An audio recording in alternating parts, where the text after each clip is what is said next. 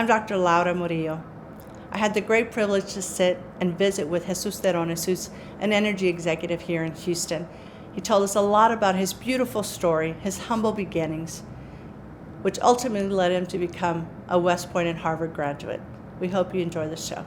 Jamie, educator, she taught at your school, was dean at Austin High School in the East End where you grew up. Yeah. You met her when you were in the 8th grade? Yes. Tell us about that. So we used to do migrant farm work, and my dad would take, there was a newspaper they give in the fiestas, and it's called La Subasta. Yeah, of course, I remember. It had ads for jobs. That's exactly right. So the jobs for the summer, he'd always look ahead, and you pay them a certain amount of money, and you take a bus all the way to these labor camps. And this year it was my 7th grade. Actually, I was finishing my 6th grade year, and then we took a bus to South Carolina, and then from there the season took us to Virginia, and then to Florida, and we were at the labor camp there, and we were just trying to come home, and that was a bad season. We didn't have money to come back, and so what we did is we sold everything we got, and we told the Greyhound bus station, we have all this money. How close can you get us to Houston? I mean, we're expecting, I don't know, Beaumont or something, and they said, well, this takes you to Tampa, Florida. So we ended up in the bus station of Tampa, Florida, and nowhere to go, no money in our pockets. And my dad remembered a phone number he had about a gentleman that would give us jobs in Florida, picking oranges. And he called it, and he said, "Hey, get a taxi, tell him to bring you to this town, Wauchula, Florida, and if you come here, we'll give you a job picking oranges." And we said, "Well, that's our only option." So we did it. He gave us jobs, and we just wanted to raise money to come back home, my brother, my dad, and I. And so school started, and so education was very important to my dad always, and to me, and so he made me enroll in the class there. And I was supposed to be going to the 7th grade. I said I was actually going to the 8th grade. I skipped the 7th grade, and I don't know why I did that. Don't ask me why, but I did. But the neat thing is I was in a Lanier Middle School here in Vanguard, so you're like a year ahead, and so I was over, and I was, during the divorce, I got set back a year, and that was me trying to take matters into my own hands and put me in the right year I belonged. And I worked hard there, and I think when I started 8th grade, I did really well because I was trying to make sure it did. And I would go to these events for the honor roll kids, and there I met her. And so we met in 8th grade. We dated, and then one day my dad said, "Hey, we just need to go back to Houston." Sold everything that Saturday, and 2 hours later we were driving home to Houston. So I never said goodbye, but I always wondered what happened to her. And so 5 years later, I'm at the West Point Prep School where there's no TV, there's no radio, there's no internet, there's nothing. So you just have to sit in your room and you just reflect on life, and you just think about things you've experienced. And I always wonder what happened to her. And I'm like, you know what, I'm gonna look her up. So I went to the payphone. Remember the payphones back then? The kids probably don't know. Yeah. The 1-800 numbers, and got the phone number to the school, the address, and I wrote a letter to my English teacher, another angel, Al Pace. He and I are friends to this day. And so I said, "Hey, sir, thank you for everything you did." He bought me shoes and T-shirts, and this was pretty bad. I had like 3 jeans for the whole year or whatever. And so he saw that, and no socks, and so he took care of me and bought me clothes. And I thanked him for that. And oh, by the way, this is what I'm doing in my life. I'm at the West Point Prep School, trying to get to West Point the next year. And and actually, so I was trying to get to West Point next year, and then I just asked him, by the way, there's this young lady I'm trying to find, and she is from there. I know she lives in this very small town. Any chance you can give me her address? And so he did. He got me her address, convinced some of his students to get her, and there was some connection between the kids and relatives. And so I wrote her this long letter telling her, "Hey, look, I apologize for what I did. It was beyond my control. This is what I've done since then, and this is where I'm at. This is what I'm trying to do, and I hope to one day see you and talk to you in person." And I put this letter in the mail. There's no email back then, and just wondering what would happen, if there anything would come out of that. And I don't know why I felt the strong urge to do that, and I did. Of course, the man upstairs, now I know why, right? Because 22 years later, we're married with 3 kids. But she received a letter and wrote back, long letter, and we became pen pals. After 6 months, we exchanged pictures. So no phone call, is this all letters? All letters. Do you have the letters? No. Oh. I'm a guy. Guys don't keep that stuff. I wish I did. But I threw them away. And then, and then when I went to West Point, I brought her up to formals. Oh. So we went to West Point formals together as friends. And we just were best friends for like 4 or 5 years, and she became my best friend. Yes. And then my last year at West Point, I finally asked her to be my girlfriend. I'm traditional, so you ask, and then we became boyfriend, girlfriend, and 6 months later I proposed after I finished flight school, and we got married. Wow. Fascinating. So what were some of the things you were doing when you were your daughter's age? So she's in the 4th grade right now. I was on the weekends, I was mowing yards in Pearland, Texas, cleaning swimming pools. And this is during the school year, right? And in the evenings, I'd go help clean offices because the gentleman, the lady that we worked for, that my dad worked for, my dad would always have me with him. And by the way, I didn't get paid, so that's just what I did. And so wherever he was working, he always had me next to him, doing whatever, and teaching me to work, really. What did he teach you? What do you think were your lessons, the biggest lessons you took from your father? Be prepared. Be prepared for anything. Because things can happen, and don't ever let anything keep you down. I mean, we've lived in a car for 3 months. A little Toyota station wagon when we were doing migrant farm work in Idaho, I remember, in the labor camp. We got there, and there was no housing left.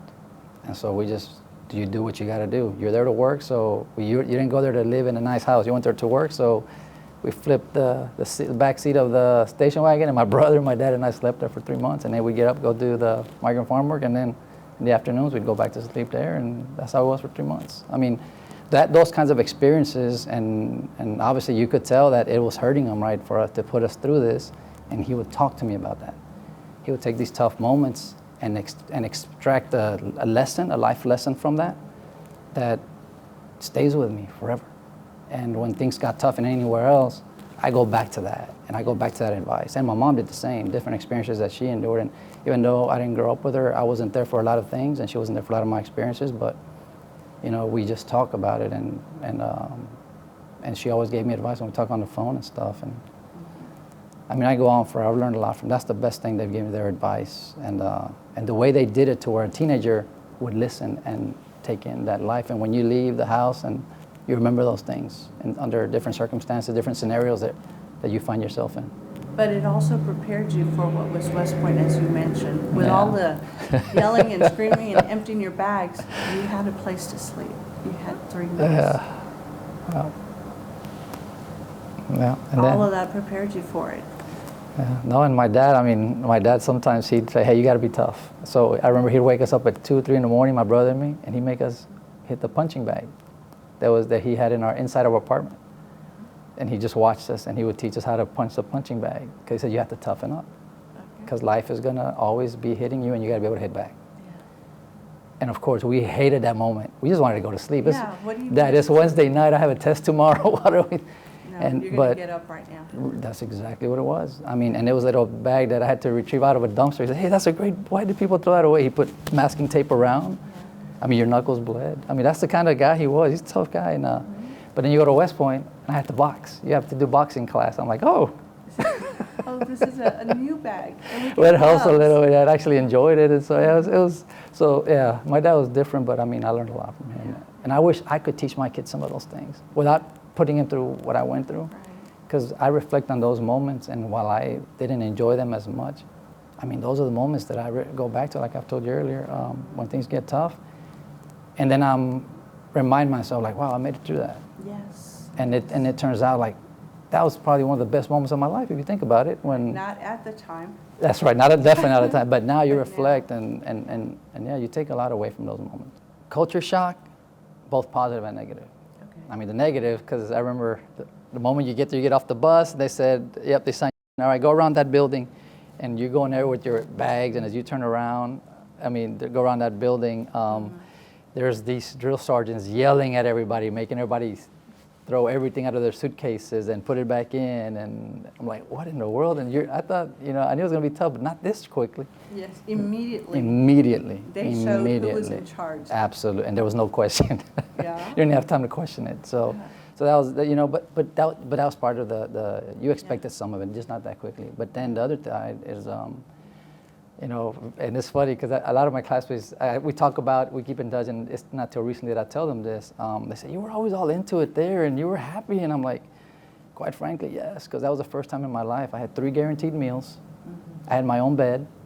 I was not the worst dressed kid.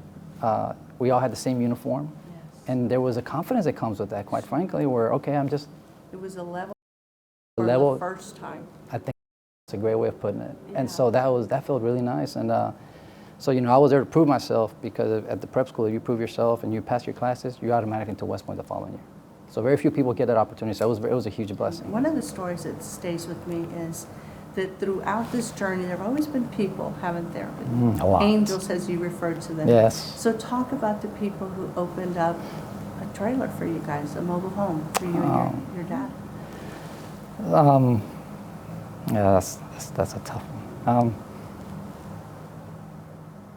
So we met a family, Tommy Dawson and Glenda Dawson. When I moved with my dad, I was in the 3rd grade, and you know, however my dad met him, you know, he offered him a job, and my dad didn't speak English, he didn't speak Spanish, so I don't know how they communicated, but my dad believed that he had offered him a job, so let's go check. So we would drive to Pearland and met the family, and sure enough, they gave him a job, and I was in 4th grade, and until after I finished college, my dad would mow their lawn, do whatever needed, maintain their house, mow the lawn, clean out the swimming pool, paint the garage, do maintenance, and they had rental properties. My dad would go fix. You know, my dad he's a great worker. I mean, he's really good with his hands. He can do, he's amazing. You learn a lot from that too. And so, anyway, so yeah, they took us in, and we'd go clean their office, like I said, and when things got tough for us, they would bring us into their house, and we lived there. In their backyard, they had a little trailer, and they said, you guys can live in there anytime.